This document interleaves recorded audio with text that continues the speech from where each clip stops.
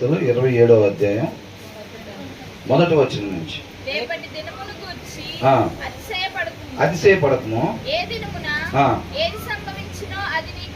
అది నీకు తెలియదు. లోకస్తులు చెప్పినట్టుగా మనం వచ్చే సంవత్సరం ఈ టైంకి వెళ్ళి చూడండి ఎలా ఉంటాను, ఏ కారులో వస్తానో చూడండి, ఏ ఫ్లోర్ బాలకందో కూర్చొని కాఫీ తాగుతూ ఉంటానో, బ్లాక్ కాఫీ చూడండి మీరే.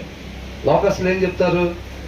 టార్గెట్ పెట్టుకోవాలి. లోక సంబంధమైన మోటివేటర్లు ఏం చెప్తారు? వచ్చి కొన్ని ఆఫీసులో వాళ్ళని మోటివేషన్ చేయడానికి, అలా ప్రేరేపణ కలిగించడం కోసం కొంతమంది మోటివేటర్లను పిలుస్తారనమాట. పిలిచినప్పుడు వాళ్ళు ఏం చెప్తారు? నువ్వు ఒక టార్గెట్ పెట్టుకో, ఒక 2 ఇయర్స్లో ఇలా ఉండాలి, నా లైఫ్ 3 ఇయర్స్లో ఇలా ఉండాలి, నేను 5 ఇయర్స్లో ఇంత సంపాదించాలనేది నువ్వు ఒక టార్గెట్ పెట్టుకో. ఆ టార్గెట్ పెట్టుకోలేని సక్సెస్ అవ్వలేడు లైఫ్లో అని చెప్తారు వాళ్ళు. అవునా? కానీ వాక్యం ఏం చెప్తుంది? రేపు దినం గురించి నువ్వు అతిశయపడబాక, do not boost about tomorrow అని ఉంది. ఏంటంట? రేపు గురించి రేపు ఇట్లా చేద్దాం, అట్లా చేద్దాం, ఎల్లుండి ఇట్లా చేద్దాం, నెల రోజుల తర్వాత ఇట్లా సెట్ చేసుకుందాం లైఫ్. ఏంటంట?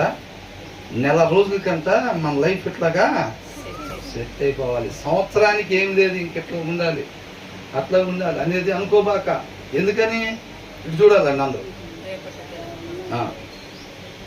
ఎందుకని? మాట్లాడాల్సిన మాట మాత్రమే మనం మాట్లాడాలి అని అంటే, ఆ మాటను ఎవరు పలికించాలి? దేవుడు పలికించాలి. సిస్టర్ వాళ్ళకి ఎన్నబడుతుంది బాగా. కొద్దిగా ముందుకు వేసుకోండి సిస్టర్, లేకపోతే కొంచెం ముందుకు వేసుకోండి. అందరూ నీళ్ళలో ఉన్నారు కానీ బ్రదర్ సిస్టర్కే ఎన్నబడుతుంది కదా.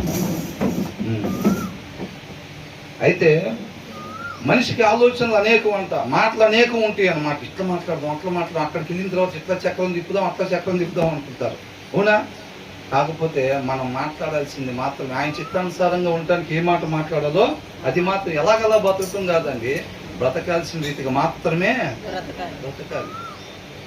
ఈ క్షణం నేను ఎలాగుండటం ఆయన ఇష్టపడుతున్నాడో, ఈ దినం నేను ఎలాగుండటం ఆయన ఇష్టపడుతున్నాడు, ఈ దినం నా ద్వారా ఏ కార్యాలు చేయాలని ఆయన కృపను బట్టి నన్ను సజీవునిగా ఉంచాడో ఆ రీతిగా మాత్రమే నేను ఈ దినాన్ని గడపాలి అని దుప్పి నీటి వాగులు కొరకు ఆశపడినట్టుగా ఎవరైతే ఆశపడతారో వాళ్ళని ఆ రీతిగా మాత్రం ఉండేటట్టుగా ఆయన నడిపిస్తాడు.